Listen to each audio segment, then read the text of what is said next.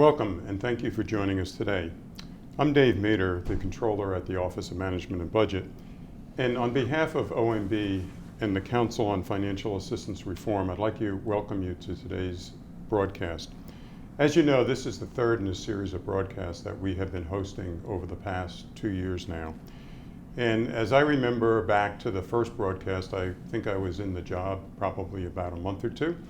And one of the observations that I made at the time was sort of my amazement at how much work is done by this community and the expenditure that this government makes to devote the resources to these organizations in order to execute the programs of this administration.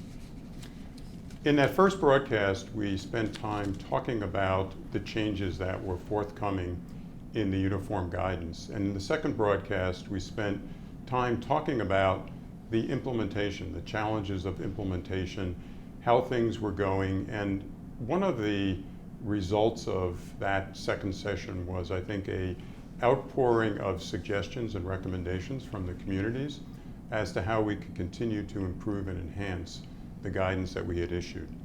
Today, what we'd like to do is to talk about, with our various panels, lessons learned and best practices. How have organizations successfully taken the uniform guidance and driven it through their organization? And today, we're really privileged to have back a lot of the participants that I met on the very first panel to talk about their successes. So what we'd like to do is to spend the time with you over the course of these next 2 hours, hearing from our distinguished panelists, learning from them, and exchanging on an ongoing basis your ideas, suggestions, so that we in OMB and the Council can take that into consideration as we continue to move forward.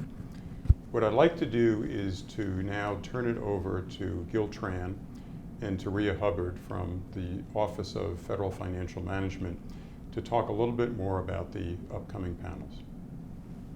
Great, thanks Dave. We know the uniform guidance truly has the potential to transform grants management, leading to better outcomes for the recipients and federal awarding agencies. We're now about 1.5 years into implementation, and Gil and I continue to receive, because the guidance is still relatively new, questions. And from a policy perspective, we can easily answer these questions. We're the policy experts on the uniform guidance, but we find when it comes to implementation, the most innovative and helpful answers actually come from those who are putting the policy into practice. So today we have an opportunity to hear from some of those individuals from the federal awarding agencies and from the recipient community. As Dave have mentioned, today's session will cover emerging topics.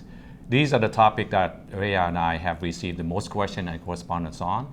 And the 6 topics are: number 1, risk assessment; number 2, subrecipient versus contractor determination; number 3, subrecipient monitoring; number 4, personnel services; number 5, indirect costs, particularly the use of the 10% de minimis rate; and number 6, the single audit, particularly the COROI approach.